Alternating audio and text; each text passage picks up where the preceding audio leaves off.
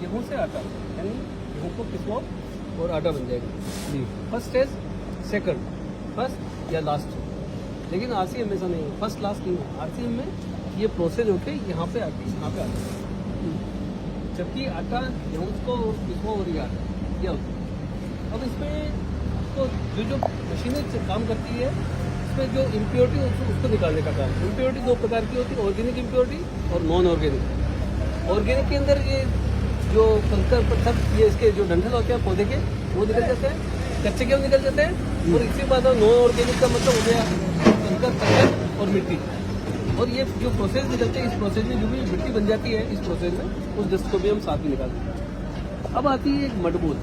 मडबोल पौधे के साथ में खेत से आ जाती है, उसकी डेंसिटी होती है गेहूँ के बराबर। मशीनें क्या करती है, डेंसिटी पे काम करती है। मशीनों को मालूम है कि मेरे को डेंसिटी, इस डेंसिटी को मेरे को एक्सेप्ट करना, इस डेंसिटी को मेरे को रिमूव करना।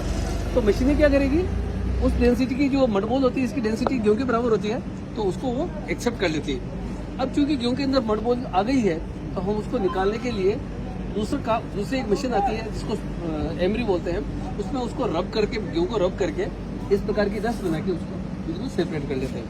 गेहूँ आपका पूरी तरह से साफ हो गया। लेकिन गेहूँ के अंदर आपने देखा कि डीप लाइन होती है, डीप लाइन, यस, है ना। ये मेरे मुट्ठी का आकार का गेहूँ होता है, इसमें बीच में डीप लाइन होती है। तो ये डस्ट क्या करती है, यहाँ पे आके होगा उस पर। अब ये अटकती है तो इसको मशीनों से साफ होती है। इसको साफ करने के लिए हम एक मशीन में डालते हैं, जिसमें नीडल होती है। नीडल क्या करेगी, जब भी गेहूँ उसके संपर्क में आएगा, नीडल क्या करेगी, इसको यहाँ से स्क्रैच करके और ये निकाल देगी। देखो ये दोनों में डिफरेंस है, ये डिफरेंस है। ये तो मटबूल का डायरेक्ट सोर्स है और ये गेहूँ से स्क्रैच किया हुआ। अब आपका पूरी तरह से गेहूँ साफ हो गया, है ना, साफ हो गया। लेकिन गेहूँ कहाँ पे था, मिट्टी में था कहाँ पे, स्टोर कहाँ पे था, मंडियों में, वेयर हाउस में, वहीं पे तो था। तो वहाँ पे किसी ने चूहों की चौकीदारी की है। चूहों ने कहा गंदगी कहाँ की, उसी में की, वही गेहूँ में की। कोई आदमी, पल्लेदार आदमी गया वहाँ, गेहूँ की बोरी उठाने गया, गेहूँ भरने गया, तो जूते पहन के जाएगा, जूते खोल के जूते पहन के जाएगा ना। तो गली मोहल्ले की गंदगी कहाँ गई, उसी में गई, गेहूँ पे गई। कोई पक्षी आया, अपना दाना उठाया और उसी में बीट कर गया, तो वो भी गंदगी कहाँ आ गई, गेहूँ में। किसी आदमी ने गुटखा खा रखा है, उसमें स्प्लिट कर दिया, तो गेहूँ आपका अशुद्ध हो गया। इस अशुद्ध को साफ करने के लिए, धोने के लिए कोई मशीन नहीं है, वॉशिंग होती है। वॉशिंग। गेहूँ को पानी से धो के और गेहूँ को भी शुद्ध कर लेते हैं। और इसके पीसने के लिए हम इसको 8 घंटे रखते हैं। 8 घंटे रखने का कारण क्या होता है, यदि किसी सीड में यदि पानी लग जाए तो सीड जर्मिनेशन की प्रक्रिया स्टार्ट करता है, अंकुरण, अंकुरण की प्रक्रिया स्टार्ट करता है। कोई भी सीड हो तो अंकुरण के अंदर सीड हमेशा क्या करता है, एनवायरमेंट से नाइट्रोजन लेता है और अपने आप में एक फोलिक एसिड बनाता है। फोलिक एसिड का मतलब हो गया प्रोटीन। डॉक्टर कहते हैं ना, आप अंकुरित मूंग खाइए, अंकुरित चने खाइए, कहते हैं ना। अभी सूखे मूंग के लिए बोला क्या, इसलिए तो नहीं बोला कि सूखे मूंग में वो नहीं आता, फोलिक एसिड नहीं होता। जब पानी लग जाएगा सीड में, फिर एनवायरमेंट से नाइट्रोजन लेगा और अपने आप में अंकुरण करेगा, तो उसमें फोलिक एसिड बनेगा। तो गेहूं में फोलिक एसिड बना रहा है। जब गेहूं फोलिक एसिड टॉप लेवल पर आ जाता है तो हम इसको ग्राइंड के लिए भेज देते हैं। ये ग्राइंड का पत्थर है, टॉप वाला, और ये है नीचे बॉटम वाला। टॉप वाला फिक्स रहता है और बॉटम वाला रोटेट होता है। ये दोनों के बीच में जब गेहूं आता है तो गेहूं पीस के आटा बन जाता है। यहाँ से गेहूं और एयर आती है, यहाँ से आटा और एयर बाहर निकलती है। जो लाइनें हैं, यहाँ से आटा भी निकलेगा और एयर भी बाहर निकल जाएगी, और इसमें एयर भी आएगी और गेहूं आएगा। तो कंप्लीट आपकी एयर आ रही है और कंप्लीट एयर जा रही है, तो आपका कोल्ड प्रोसेस हो गया। आटा गर्म नहीं हुआ, पत्थर भी आपका गर्म नहीं हो रहा है, गर्म हवा निकल रही है वापस, और गर्म नहीं हो रहा, तो आपका कोल्ड प्रोसेस यानी किसी प्रकार का ये लॉस नहीं हुआ, आपका न्यूट्रिशन लॉस नहीं हुआ। अब आपका आटा बन गया, सब शुद्धियाँ वगैरह सब निकाल दी, लेकिन इस पत्थर पे देखो आप छोटे छोटे स्क्रैच पड़ रहे हैं, खड्डे भी पड़ रहे हैं, हाँ दिखाई दे रहे हैं, है ना।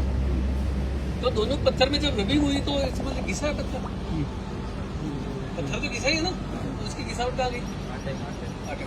तो अब आपने सब चीजें साफ की और आटे में क्या डाला आपने, पत्थर डाला।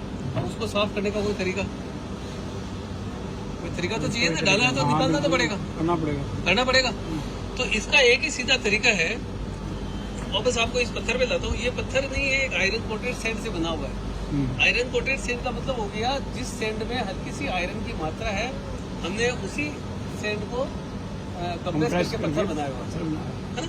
तो अब उसकी घिसावट भी होगी तो वो भी आयरन कोटेड है। और आयरन कोटेड पाउडर को हम मैग्नेट से बिल्कुल इजी कोई निकाल सकते हैं। मैग्नेट क्या करेगा, इसकी जो डस्ट होगी उसको पकड़ लेगा और आटे को बिल्कुल फ्री छोड़ देगा। तो जैसे ही आटा निकला हम उसको एक मैग्नेटिक फील्ड से निकालते हैं, और मैग्नेटिक फील्ड में जो आटा ऊपर जाता है बिल्कुल एक एक पार्टिकल अलग होके जाता है, बीच में उसको मैग्नेट मिलता है। मैग्नेट क्या करेगा, इसके जो पार्टिकल को वहीं पे रोक लेगा और जो आटा बिल्कुल शुद्ध है उसको बिल्कुल फ्री होके जाएगा। ये इसी प्रकार से आटा उसी मैग्नेट से कनेक्ट किया हुआ है। जो मैग्नेट बीच में जो रोक दिया था ये वाला है। अब मैं आपको ये पूरा बता रहा हूँ। ये मेरे पास छोटा सा मैग्नेट है, देखो मैं आपको इसमें डाल रहा हूँ। पहले ये आपका फ्रेश आटा है,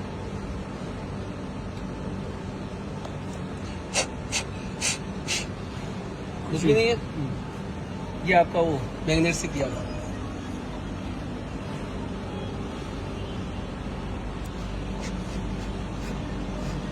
मात्रा में होता है भाई है।